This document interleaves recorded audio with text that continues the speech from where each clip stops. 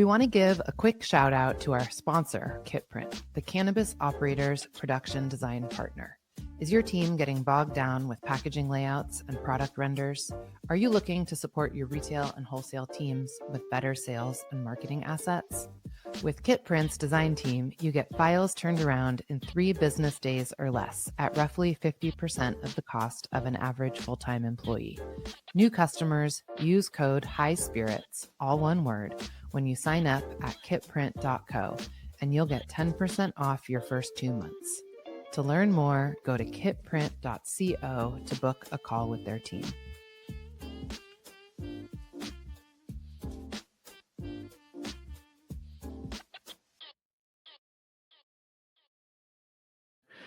Hey, everybody. Welcome to High Spirits. It's episode 82, and We can't hear you, Ben. You went on mute. Let's see how to get you to come off mute. No. And I'm back. Oh, okay. You're back. Haha. Hey, everyone. All right. We'll get this going again. This is why it's a live recording. Welcome to the behind the scenes. Hey, everybody. Welcome to episode 82 of High Spirits. I'm Ben Larson, and as always, I'm joined today by AnnaRae Grabstein. We're recording Thursday, April 3rd, 2025, and we've got a great show for you today. We are doing a little bit of a one-on-one, our cannabis business news roundup. We'll talk about that a little bit. But yeah, AnnaRae, how's your week going? How are you feeling? I'm feeling good. I am in this funny moment of realizing how fungible reality has become. Ooh, yeah. Intriguing. Fungible. Yeah, fungible. I mean, I don't know if that's the right word to use, but it's this feeling of after a lot of exploration as it relates to AI and using new technology in my work and in my life, it's like the line is getting blurry of what's real and what's computer generated. I have for a while been doing exercise classes at home, like on YouTube, a yoga class or some other sort of like high intensity workout at home. And this week I started experimenting with this app that will do like these custom workouts for you. And you can tell it how many minutes you want to work out and what sort of extra tools you want to use. Do you want to use a resistance band or a chair or whatever? And then it generates a workout for you. And I was really enjoying the workout, but I was also watching the person that was leading me through it and saying, oh, I think this is a robot. I'm pretty positive it's a robot. And then I went off on this whole thing of how do I feel about getting exercise tips from robots, even though I knew that I was benefiting from it. And after this whole narrative of coming to grips with the fact that a robot was guiding my health, I started Googling around to try to figure out if it really was a robot because I couldn't even tell. At which point I found out that it isn't a robot and that it's actually a real person that recorded all these different exercises and they just reorder them in the app. And then I thought it was even more weird that I can't even tell who's a real person and who's not a real person anymore. We've crossed the uncanny valley. That's an exciting time as a technologist. I don't know. Mind blown. It raises the question, like, what is a robot, right? Because AI in general is just an amalgamation of our collective consciousness, like all woven together into whatever it is that you desire. So like, this is the same. It's not the same, maybe different, but it's like the same internal debate I have with like targeted ads, right? It's like, no, don't track me. But then you get all these shitty ads that you don't want to see. So it's like, well, if you're going to see ads, you might as well see ads that you like. Again, I think I'm losing the thread here, but I don't know. And what if, thinking about how these AI agents are developing, what if this person is indeed built on a real person, but they leverage AI to weave together all these different moves for them? Well, and the amount of access and accessibility that can be broadened when you scale things like personal training with computer generated support, it Mm. all of a sudden goes from something that only rich people can afford to something that anybody can be doing in their living room. And that's pretty effing cool.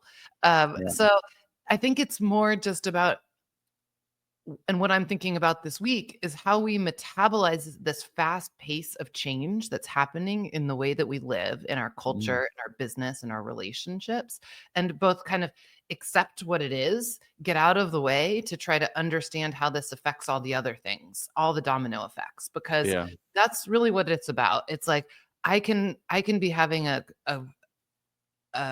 like a consciousness crisis as it relates to, is it okay that that an AI bot is teaching me how to support my lower back better? But the reality is that I benefited from that, and that's just what's happening. So I need to accept it, move on, figure out how to manage through it.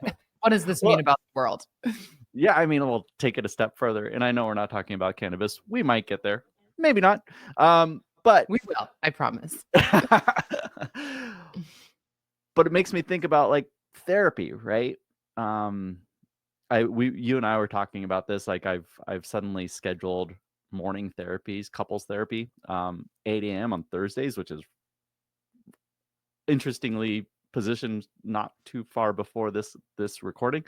Um, and And just for the record, your couples therapy is not with me, it's with your actual wife. So yes, that is true.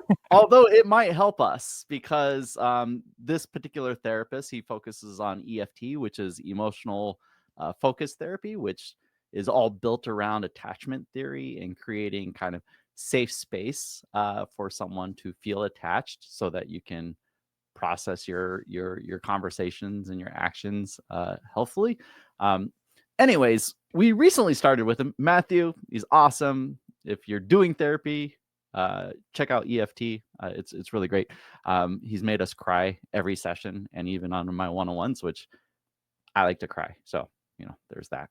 But I got to thinking, it's like it takes anyone that does therapy generally knows that to find the right person, to find that effective method, to find the right time in the day that really is able to unlock and make you cry every session, like it can take years if you ever find it at all. But I think the power of AI might be able to accelerate that for people. And like you remove that human error and really like I just think it's going to be so powerful. It's a little scary because like this is a step beyond. This is getting into your psyche and not just your lower back. Um, but then it manifests in different ways, like how people are feeling about the Studio Ghibli stuff, which we posted something on April Fools. But then Belinda, our designer, reminded me of like how much controversy there is in the design community about this. But like I saw a post from Seth Yakatan that was explaining how like design's having its like kind of music industry moment where everything's just getting completely disrupted and there's a lot of like pushback against it because of the root of the art, but it is forever changed because of how accessible it is. So like what does the future look like and what does it mean for everyone? Well, everything you said goes back to this, like what is real and what isn't real, and how do we accept the future path? Because there's this funny thing happening is like, yes, therapy can be done very effectively with a real human therapist. And yet, you can also, in a crunch moment, in the middle of a crisis, when you don't have an appointment with a therapist, you can go onto ChatGPT and say, pretend you're my therapist. I'm Mm-hmm. having this massive crisis right now about XYZ and I don't know what to do. And it will give you some pretty good feedback. Try it, everyone. You might be surprised. And so, this coming together of like when we do the human path and when we do the computer generated path, I think starts to become more the question. How do we do some of both appropriately? Yeah, wild times. Yeah. And Yeah. should we start to make the jump into the news of the world from? I don't know. I'm having a lot of fun here, but we can. There's the news is real ish, I guess. There's a lot going on. We can talk about cannabis news, which, you know, leading up to this show, there's a lot of news.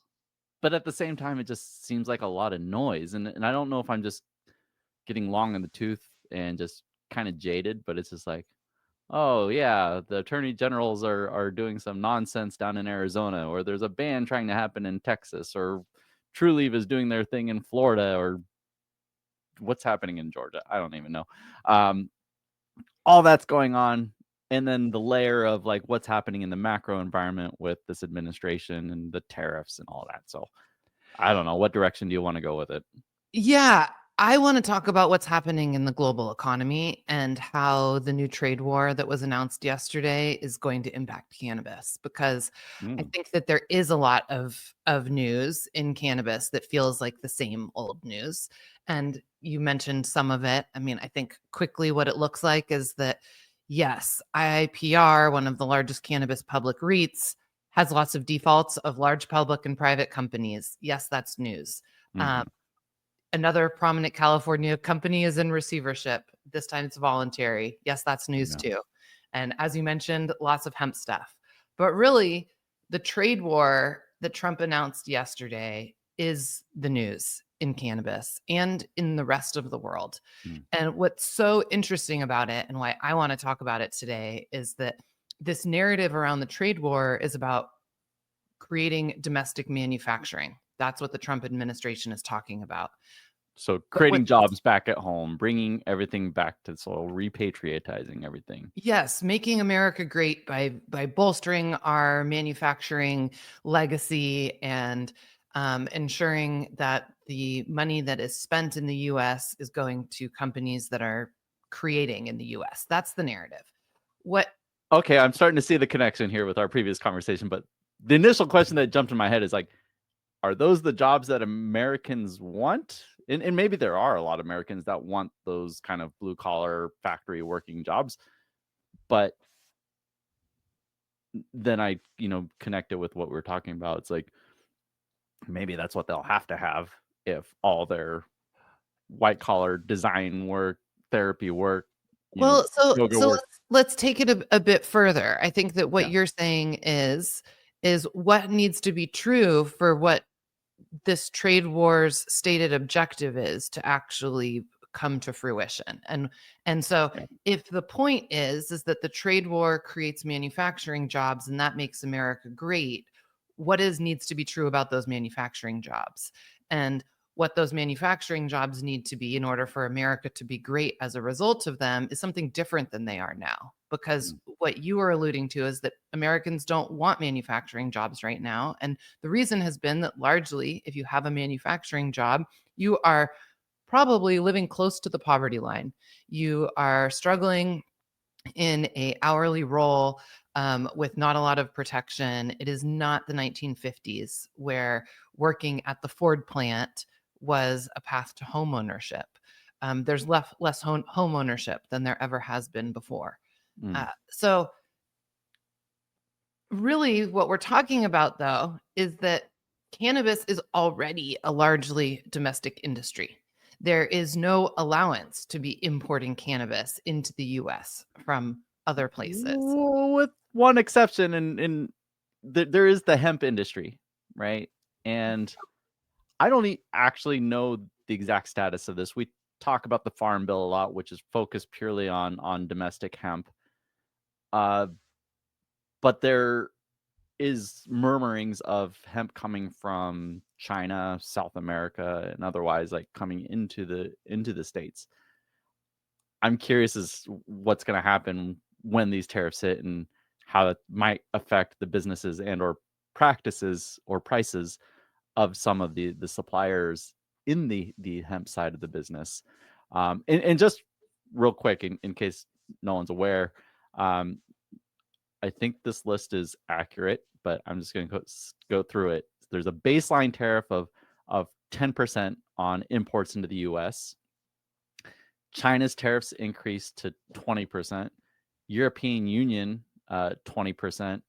Japan 24%, which, God damn it, I better stock up on my Japanese whiskey. South Korea 20%, Vietnam 46%, Taiwan 32%. So Dennis O'Brien in the audience commented that chips and pharmaceuticals are very important. Taiwan, a lot of chips coming from Taiwan. Mexico and Canada 25%. And yeah, steel, aluminum, automobiles, automobile parts, all 25%. This is nuts. Cars are going to get really expensive. So if we really are trying to connect the dots here, with our audience being people that are working in cannabis and hemp and the businesses that surround them, what does this trade war mean? And I'd say that we already know, we talk about it all the time, that cannabis businesses are financially in a very tight spot. It's been hard to make a profit. There's been a lot of complicated oversupply in certain regions, while there's undersupply in others, but there's not interstate commerce, so it's not flowing. But what we do know is that all the cannabis in the regulated market outside of hemp is being produced in the state markets where it is being sold. And if the trade war policy works as the Trump administration is telling us it will, it means that manufacturing costs of labor will increase. And that will mean that labor costs at cannabis companies will be forced up. And this is a hard time for that, when cannabis companies are already struggling to figure out how to have a profit. And at the same time, because of the oversupply and because of what we'll talk about next, consumer confidence decreasing, consumers are spending less on cannabis, buying less cannabis, and are really like starting to go more towards value products across the supply chain, not just in cannabis, but in all categories. So this is a scary thing, because what it feels like is that everybody's going to get squeezed, that producers are going to struggle to raise their prices, but they'll need to because their costs will go up. And at the same time, consumers aren't going to be able to afford what's being sold, because the truth is that even if labor costs are increasing, they're not going to increase at the same pace as what's needed to metabolize all of the other increases in costs for consumers, in my opinion. Yeah, it's interesting. It's just an interesting confluence of the market, the cannabis market, and like where it's currently at. It's not, I mean, it's not in a great state currently, right? And so it's like putting more pressure on it's certainly not going to help, but maybe it forces a conversation of like, how do we actually make it tenable and how do we help? And there's two different ways. There's the business side, the private side, like, you know, you can consolidate and create efficiencies. You can launch value focused products. Like we've seen cheap products on the market. You can go out to a dispensary right now and buy 100 milligram beverage for less than $8. So there's alternatives out there, not to pump my side of the business, but I also think it's, if there are indeed politicians, which I'm not fully convinced yet, but if there's indeed politicians out there that support the category and they've already been made aware of like how untenable the infrastructure is right now, like this will be a breaking point. And unfortunately, there'll be a lot of casualties along the way, but maybe it forces a conversation for a better framework. I don't know. I'm going to be in Sacramento next week talking about some of this. I wasn't planning on talking about tariffs, but maybe now I will. I mean, you're right that structural reforms as it relates to policy is one of the paths that answers the question of what do we do next. Like we have to keep pushing for structural reform. But I think that the other winners that happen in the more short term, because policy reform is so slow, is larger companies. Because the fact is that underscaled craft businesses in an environment like this really struggle. It's harder to metabolize. What do we consider a large company in the cannabis industry? Because by the measures of general, you know, commerce, we're all craft business. Yeah, that's true. And since we're looking at things on the state by state basis, if we're looking at the regulated supply chain, but even I'd say the hemp businesses, I think it's the companies that have reached $10 to $15 million of annual revenue per year, which is, there's not a lot of them. There's so many more that are in that $5 to $10 million a year range. Yeah. And yeah, I think it's the companies that are that are above $10 million a year and that have the ability to consolidate and scale existing manufacturing with capacity, because that's what this is going to mean, is that you're going to need to do more with less. And if your business is not built from the beginning to be able to do more, and it's intended to always stay small, Yeah. it will be very challenging to compete. And that means that ultimately, like, what you see as a result of this is consolidated interest at the top. And yes, the top might still look like a small business in the eyes of a larger capitalist environment, but it will set the stage for those 10 to 20 million dollar businesses rolling up together to consolidate further into larger, harder to compete with operators that are more resilient and focused. So it isn't that the Republican trade policy is going to break cannabis. I think that it's actually doing what it's designed to do, which is to favor big business and Mm. to reward capital over craft. That is the point, Yeah. from my perspective. Yeah, it's interesting. I'm thinking about the journey that our company has gone on, right? We've gone through a number of different waves in the industry.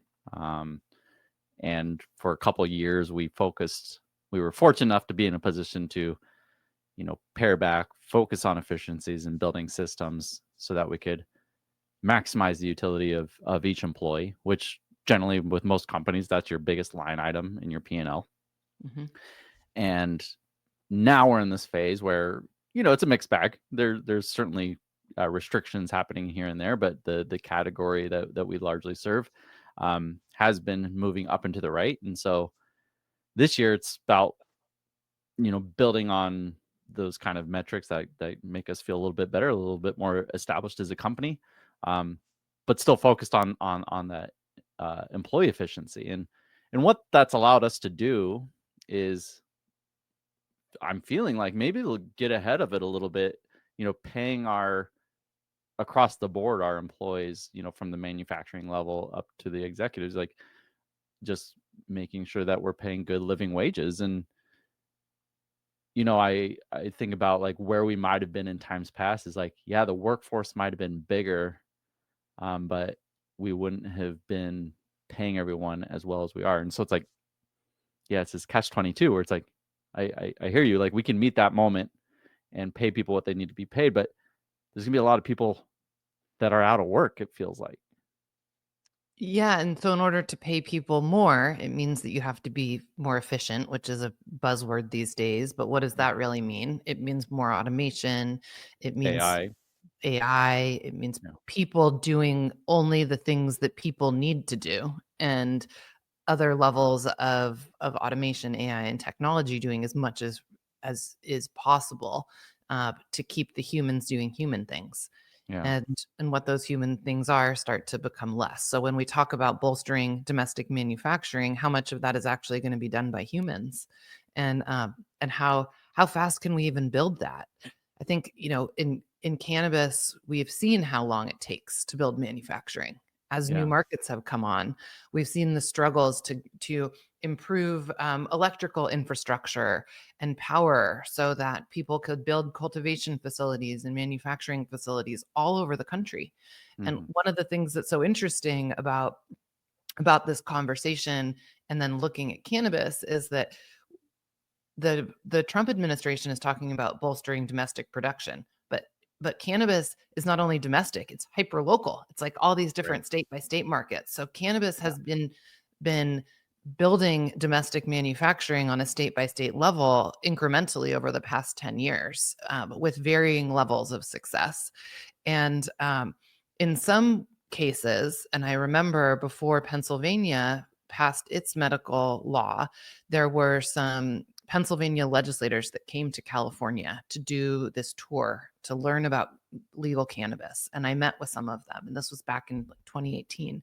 Mhm. And a couple of these legislators, two of them that I sat and had about an hour-long conversation with, really had absolutely no interest in cannabis at all. But what they liked about cannabis was that they were hoping that coal plants that had been abandoned would be able to be turned into factories for cannabis products.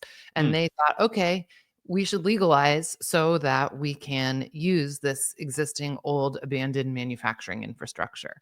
Uh, so, is cannabis a proof point to bolster domestic manufacturing? Has it created the economic pathways that the Republican policy thinks that manufacturing will inevitably create for the American worker? I think it could. I mean, Maybe. that certainly is a narrative, right? Like it's if anything, it's an industry that is in high demand and can create a lot of jobs and a lot of manufacturing jobs or agriculture jobs, right? But to your point, there's going to be that consistent pressure to refine that and make it more efficient over time. Like when you were talking, I was thinking about Huawei's like dark factory that they have that basically spits out a new cell phone every second, and it's an entire building that has no people in it. It's crazy. And like I just wonder where it all goes. But we don't need to go down that. We'd like maybe soften the scope a little bit here. We do hit this interesting tension in the cannabis space where like the hyper localized nature of the industry, like I want to break down those walls. I want to like be able to, you know, move product from state to state and have more free commerce, right? And so it's like after we achieve that, then US cannabis wants to go international, right? And then we can start talking about internationalization again.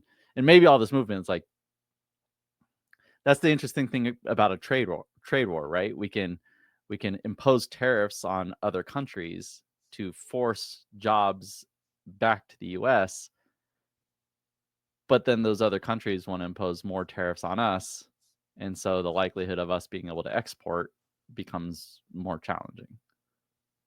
Absolutely. And you're right that there is this narrative about wanting to be able to transport cannabis over state lines and then globally. And so it's almost the flip side of what we're talking about.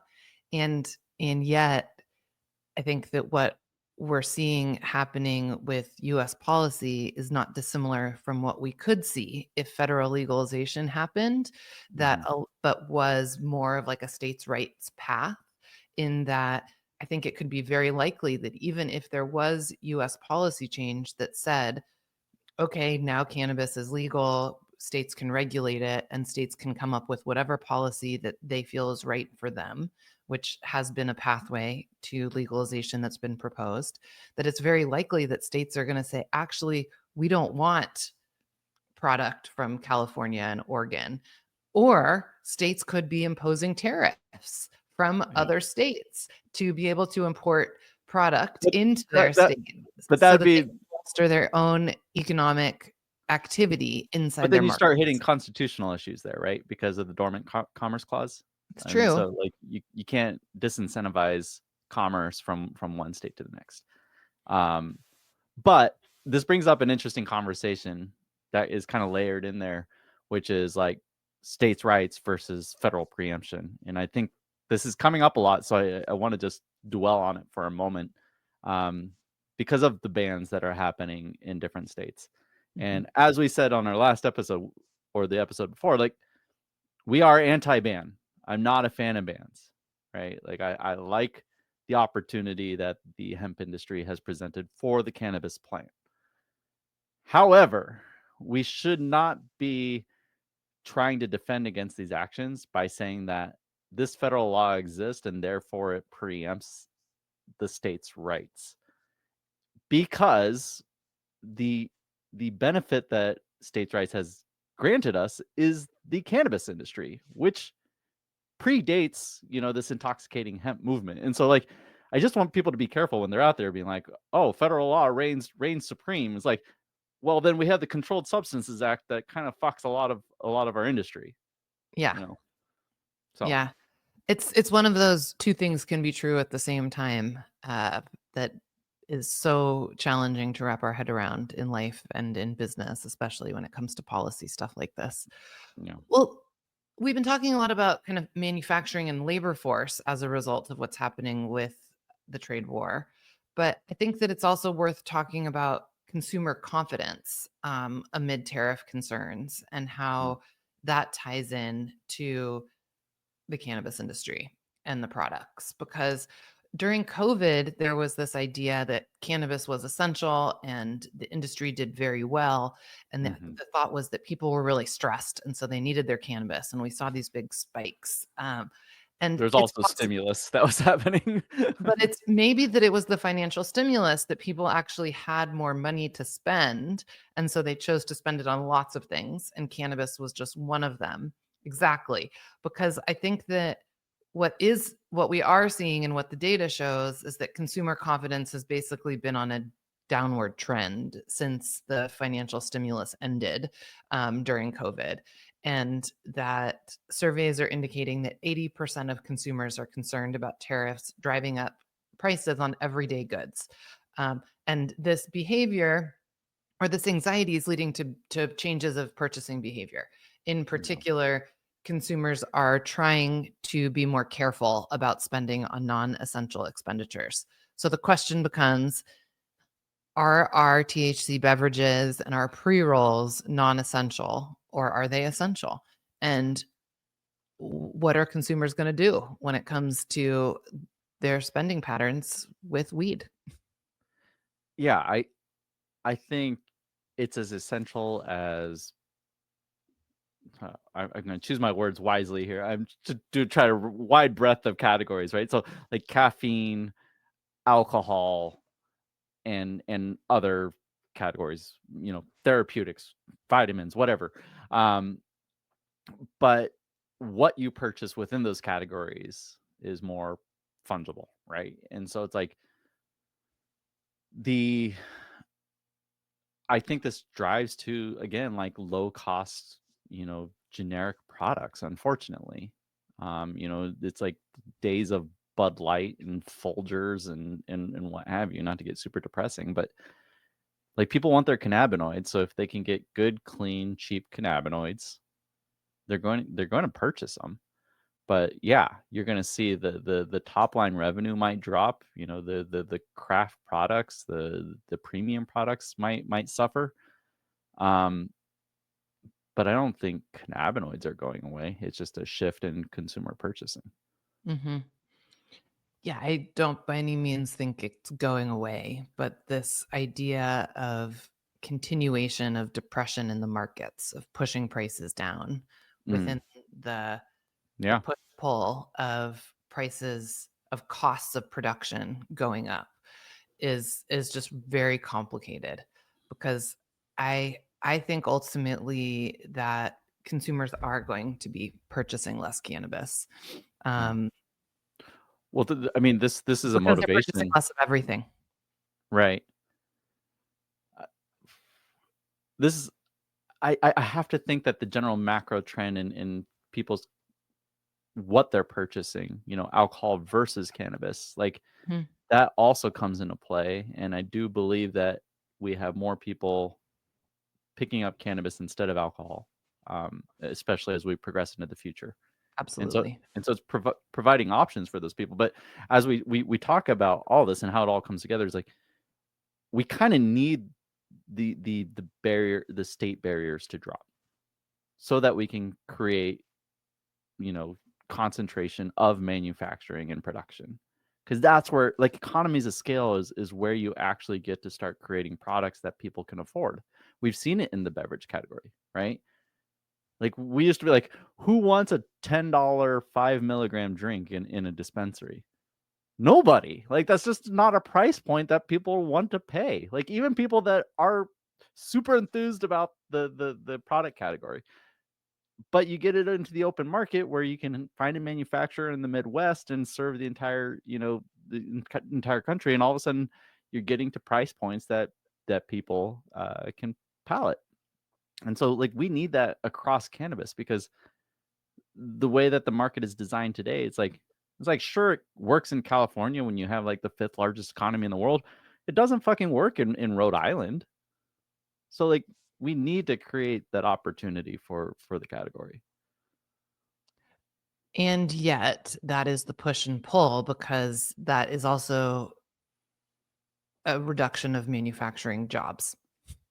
Because when you consolidate manufacturing across markets, less factories, less Yeah, production. but you take venture capital out of the equation, and then you will see like what a reduction in jobs looks like, which is going to happen. Like the other side of the coin with consumer confidence is lack of investment. People pull their money, put it into cash, which means a lot less venture, right? And this industry is built on venture capital. Although I do think that's changing. I think that we're seeing a lot of more. I mean, we already know that the money that's been coming into cannabis predominantly is now debt, not venture. And the reason for that is that there has been a loss of confidence that these types of businesses are venture scalable in most situations. That doesn't mean that there aren't some types of businesses that are venture scalable in cannabis. And I want to be clear that like I remain resolute and confident on both my own participation in the industry, the excitement and innovation that continues to go on, and yet we can't forget that we are a part of a complicated global economic machine. Yep. And that these indicators and these things that are moving all around us affect cannabis businesses in very specific ways. And it's that we're not seeing in the news. We're seeing lots of coverage about the trade war, and we're seeing coverage about one-off little bits of cannabis news of a business failing or a transaction here or there or a new policy turning on. But what we're not seeing is the connection between what's happening in the world and what's happening in our local cannabis Oh my God. Yeah. ecosystems. Such a good example of this, right? It's like what the news likes to highlight, and it's this highly politicized like news cycle that we're in. Like this whole signal gate thing where they were talking about like bombing the Houthis or whatever. It's like what you get out of the news, like what does that even mean? It's just like, oh, like they were using the wrong platform. But like what was that actually about? And it was actually about like moving goods around Europe, mostly Europe and Africa and in the Suez Canal. And if anyone's receiving goods or products that come through there, which most of it's going to Europe, but like some of it comes to the US, or some goes to Europe and then to the US. So like, how does that impact your business? And like, these are the things that the mass media is not talking about, but it's like super important to our business. And so I'm really appreciating you kind of bringing this topic up today, because this is the kind of conversation that we should be having as business leaders, like because it's our livelihood. Yeah, I mean, we have to pay attention. We have to be constantly thinking about what the solutions are to respond, but also weighing what the different potential outcomes are. This idea of intended consequences versus unintended consequences, and asking us ourselves the question constantly about what needs to be true for this other thing to be true is kind of what takes our thinking to the next step. So Mhm. if we believe that the industry is going to go a certain direction, what needs to be true in order for that to happen? Yeah. And understanding if everything else that's happening outside of the cannabis industry, in policy in Washington, in the factories in China, does that support our hypothesis on where we think the industry is going? And those are the conversations that I'm excited to be having, and I hope that people have enjoyed our ranting today as we've thought about this.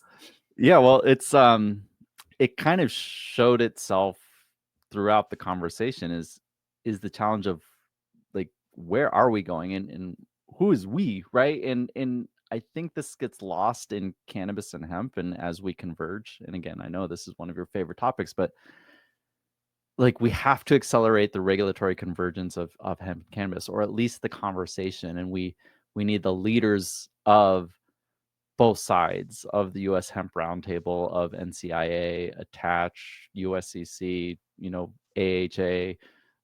Everyone needs to get together and like start thinking about what a unified future looks like and what that conversation should look like in Congress. When we have this kind of chaotic opportunity to insert a new narrative, right? Like whether you're right or left, Trump or not, or never, it's like we have what we have and we need to make some progress here. And so like we need to think about what RFK's position is. And I know it's been flip-flopping. Or what Trump has said about the cannabis industry and how he's thinking about all this and how do we take this, this labor conversation and make it a pillar of why cannabis and hemp need to be legalized and we need to take down these internal barriers. And I will die on that hill. We need to take down the state barriers because like many of the businesses are not scalable. And we've talked about the MSOs, right? Like we talk about big companies and their likelihood to survive. I maybe one as we've identified, like, yeah, sure, GTI, but I don't think any of this is going to help all the others who are running, negative on their P&L and balance sheet. Well, you are right to say that I do believe in the importance of looking at a policy-based regulatory convergence, of looking at the full industry as one. The cannabis industry and the hemp industry are ultimately a cannabinoid industry. But the reason that I think that and where I think it needs to start is because ultimately it's about the consumer, and the consumer doesn't know the difference. And the consumer is thinking about form factors, experience, and access, and that is where we have to start with the consumer. We must center on the consumer all the time, because those are the voices, the stories, the motivations that are going to be able to drive policy change. And the ripples of that policy change obviously have massive implications into what the business opportunities are, to how businesses build supply chains, how they go to market, how they price, how they distribute, all of those things. And yet, though the stories of distribution and supply chain are not moving the needle with Yeah. policymakers to get anybody to care. And I think that the narrative must focus on consumers if we want to ever believe that progress could happen. The story is going to be about the people. Yes. I 100% agree. I'll take it one step further though and say that if you are in the business of strengthening or building walls, I'll even accept that maybe you can defend it as your fiduciary responsibility. But you're on the wrong side of history. We need to break down the walls. We need to build for the future. And if we're not doing that, we're going to be stuck in this conversation for fucking ever. And it's going to get really old. Yeah, and it already is getting old. And while I don't disagree, I just also am skeptical of the ability for such broad sweeping change to happen, and have just come from 20 years of paying attention to cannabis policy and seeing how small incremental progress is the only thing that we have ever been able to do.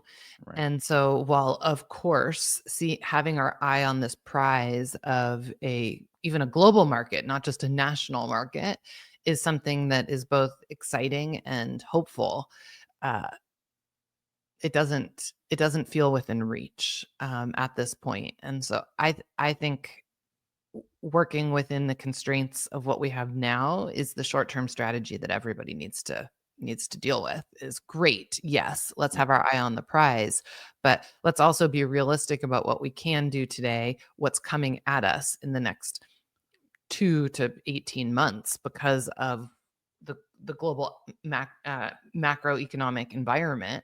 And let's also make sure that we're responding and not reacting. Yeah.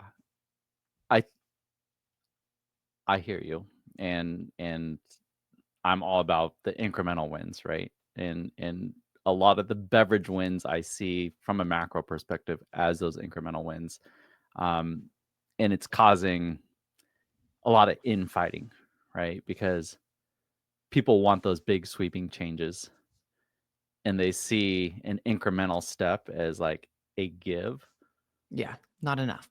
not enough. But I'm gonna do some nice connecting back to like one of the topics that was disconnected from this, and that's like EFT, like the emotionally focused therapy, right? It's like the whole goal, and I'm gonna read this, is of EFT is to help people recognize and express their emotions in a way that fosters connection and emotional safety. In couples, it aims to transform negative interaction patterns and build stronger emotional intimacy. And so this actually connects. I could go on about how this connects into your like business relationships, how this could connect hemp and cannabis, but I think it's important to understand that we all generally want the same thing. We have our own lived experiences and our own biases. But if we find like triggers of like infighting is like, okay, this is the infighting is the enemy. Like we need to find alignment. And like now is the time, like we are at the tipping point, as Dennis O'Brien in our audience said. It's like we need to create these triggers for ourselves in this industry, hemp or cannabis or marijuana, whatever you want to call it, and use those triggers to be like, all right, what is the commonality here? How do we get to it? How do we how are we both open to why we are acting the way we are? And maybe some people are just assholes and they don't belong in the industry or conversation. And I am fully accepting of that. But like I think on the whole, the majority of us want to see cannabinoids succeed. And so I think now is the time. Like I just have this sense of urgency, and anyone on my NCIA board understands that right now, or in my company, or like anywhere that I'm interacting with people. It's like I just have this like 2025 is this year for me where like urgency is just like top of mind. Yeah. So policy must shift. Otherwise, the math doesn't math. And otherwise, we risk endlessly replicating the same broken cycles that we have seen manifest over and over again. So, yes, 100%. Don't stop. Don't give up. But there's this difference between what we can control and what we can't control. And so, Mm. as business leaders, we can control our actions, our words, our ideas of how we move forward to try to get policy changed. The other things you could control is maybe it's Ben for president. What do you guys think? like these are the things. It's that we have to be careful of like how big we go in our thinking in terms of what we can change compared to our actions in our daily lives and the way that that manifests in our business. And so that's the constant is getting back to the core and the center of who you are, what are you trying to do, taking in all of the information, connecting the dots, and responding in a thoughtful way that is hopefully going to open up opportunities in your business, in your teams for the consumer, and that are ethically and morally aligned with the direction that we think the policy needs to be moving. Yeah. Well, I'll just cap it off by saying that we can do hard things. We can do And hard. you, the audience, you can do more than you believe. Hell yeah. um, I feel like we've said enough. Yeah. Is anyone listening? Is this thing on? No, I'm good. I feel fulfilled. That was fun. A little bit of a departure, as we tend to do sometimes from the typical news, the typical conversations. But let us know what you think, if you enjoyed it. AnnaRae, any last words before we sign off here? I think that leadership is about stretching the bounds of our imagination and really making sure that we are metabolizing lots of outside information in order to be able to move it through our own process, our own perspectives, and to form opinions. So what you're hearing us do today is go through the process of metabolizing some major news and shifts and thinking about how that relates to the work that we do every day. And my hope is that we're inspiring others to do the same and to broaden their horizons of their information and the way that they process it. Amen. Yeah. And if you want to do that and you want to do it live in person, I will be in Sacramento at the NCIA Stakeholder Summit next Thursday in the afternoon. Reach out. Yeah, I'll meet you there. And if that's not your sauce and you want to get on the hill, we have lobby days coming up in May as well. So a lot of time to get involved, and now is the moment. Of course, big shout out to our teams at Vertosa and Wolf Meyer. Our producer, Eric Rossetti, thank you for keeping the lights, the mics, and everything moving so smoothly. Thank you for tuning in to High Spirits. If you enjoyed this episode, please like, subscribe, share, do all the things. Give it to your family, your friends, your colleagues. If you're listening on Apple Podcasts and Spotify, please leave us a review. It's very helpful. 5 stars. That would be great. Thank you. Otherwise, folks, as always, stay curious, stay informed, and most importantly, keep your spirits high. Until next time, that's the show.